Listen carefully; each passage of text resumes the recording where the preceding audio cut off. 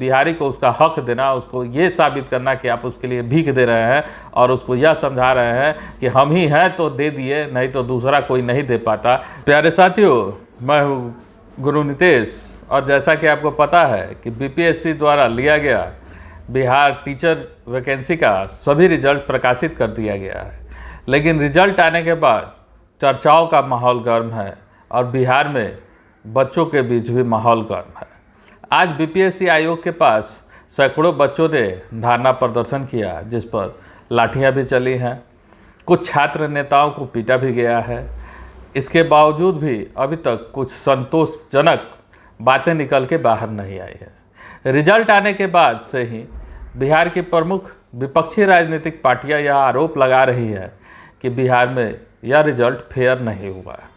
अब कितना फेयर हुआ है, कितना फेयर नहीं हुआ है, इस बारे में हम आपको कुछ विशेष कह नहीं सकते हैं, लेकिन हमारी कुछ बातों को आप ज़रूर ध्यान से सुने कि जिससे यह पता चलेगा कि इसमें कहाँ तक क्या सच्चाई है। पहले तो उन विद्यार्थियों को भी ज्वाइनिंग लेटर मिला है जो सीटेट फेल है। तो आपके पास जब आप कहते हैं कि हम सॉफ्टवेयर से करवाए हैं, सब कुछ है हमारे पास, सारी व्यवस्थाएं हैं, तो फिर वैसे लोगों का रिजल्ट कैसे आ गया? दूसरे स्टेट के लोग भी स्टेट क्वालिफाई है और वो 9th-10th में ज्वाइन किए हैं। ऐसा एक मामला न्यूज़ 18 बिहार झारखंड पे दिखाया गया। न्यूज़ 18 भी बहुत सारे मुद्दों को उठा रहा है। हम अपनी मर्जी से कोई भी बात नहीं कर रहे हैं। ये चैनल पे आप जाके देख सकते हैं कि फर्जीवाड़े के कितने सारे मामले उस पर दिखाए जा रहे हैं, जो डॉक्यूमेंट वेरिफिकेशन हो या सर्टिफिकेट की बात हो, जिसमें बहुत सारा चीज़ वो भी दिखाया जा रहा है। उन सभी स्रोतों से हमने एक तथ्य को कलेक्ट किया है, जिसके बाद हमने यह वीडियो बनाया है। अलावा भी बहुत सारी बातें हैं जो कि हजम होने से बाहर है। पहले आपने कहा कि सभी लोग इस कर सकते हैं, चाहे वह नियोजित हो या ना नियोजित हो। फिर ऐसा नियोजित शिक्षकों को जब आप लेंगे तो फ्रेश कैंडिडेट कहाँ से आएंगे? ऐसा कहा जा रहा है कि 30,000 के आसपास नियोजित शिक्षकों का इसमें रिजल्ट है। तो 30,000 तो फ्रेश बच्चे जो आने वाले थे उनका तो भविष्य अधर में रह गया। दूसरा जो सबसे बड़ा मुद्दा है अदर स्टेट वाला। भारत के किसी भी स्टेट में अगर बहाली होती है तो अगर स्टेट वाले के लिए अगर खुला भी होता है मौका, एक तो मौका मिलता नहीं है। अगर मौका मिला भी किसी वैकेंसी में तो 10% सीटों पर ही मौका मिलता है।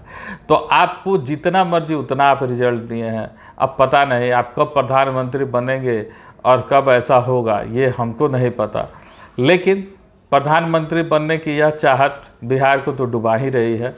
बाकी आप महान है, हम इसमें कुछ कह नहीं सकते हैं। और भी मामला है जिसमें बच्चे के बीच असंतोष होना स्वाभाविक सी बात है। दुनिया का पहला ऐसा वैकेंसी जिसमें वैकेंसी निकलने के बाद कम से कम 2 दर्जन बदलाव हुए।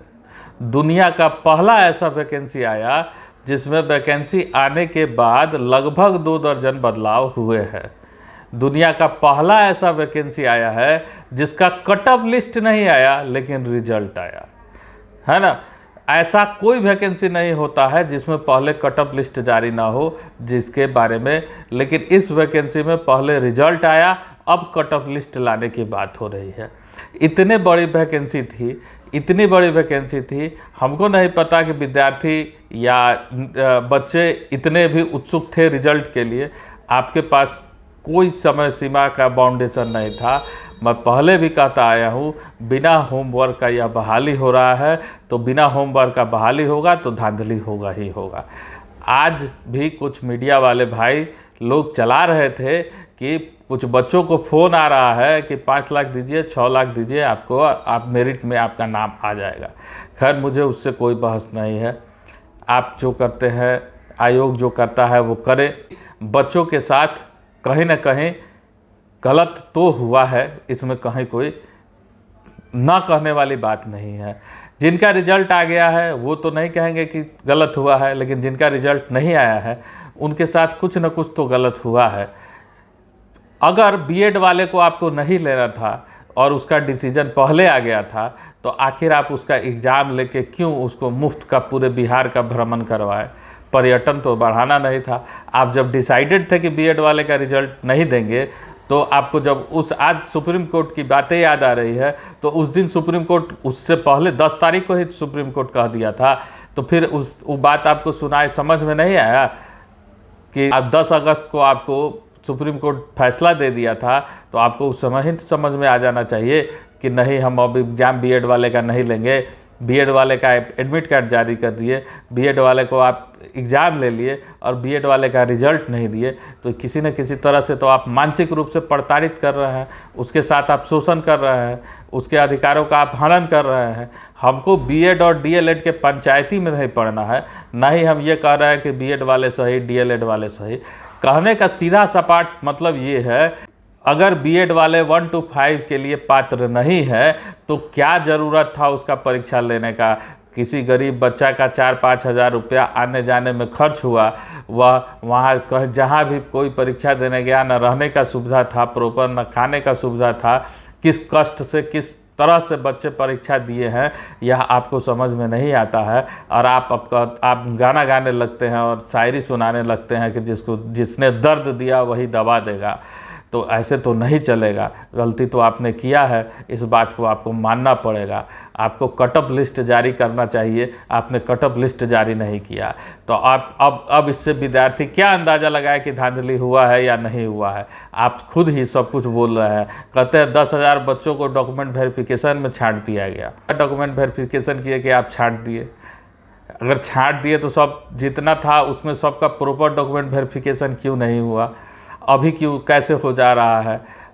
तो बहुत सारी चीज़ें हैं जिस पर हमको आपको मिलकर विचार करना होगा कि आखिर ऐसा क्या है जिसके कारण यह रिजल्ट में इतनी बेचैनी है। रिजल्ट का चुनाव हो सकता है, चुनाव से इससे बहुत ज़्यादा फ़ायदा हो तो वो तो पता चलेगा। यूपी में भी ऐसा हुआ था, बहुत लोग बहुत तरह के ख्वाब देखते हैं।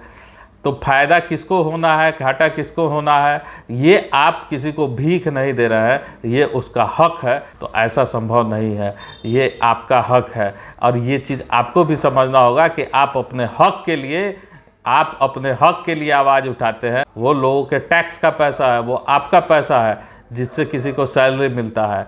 तो यह कोई अगर राजनीतिक पार्टी जताने की कोशिश करे कि हम नौकरी देके बहुत बड़ा एहसान कर लिए हैं और आप उस एहसान के तले दब गए हैं, तो यह आपकी भी बेवकूफ़ी है। आपको भी बेवकूफ़ बनाया जाता है, हमको भी बेवकूफ़ बनाया जाता है, दुनिया को भी बेवकूफ़ बनाया जाता है। कोई अपने घर से किसी के लिए कुछ नहीं कर देता है। अगर इतने बड़े महात्मा हैं, इतने बड़े आप दानी हैं, तो अपने घर से चल दीजिए, लोगों को अपना प्रॉपर्टी दान कर दीजिए, बिहार सरकार को दे दीजिए कि नहीं है, मेरे पास कुछ भी नहीं है, जो है सब हम अपने सरकार को वापस कर देते हैं।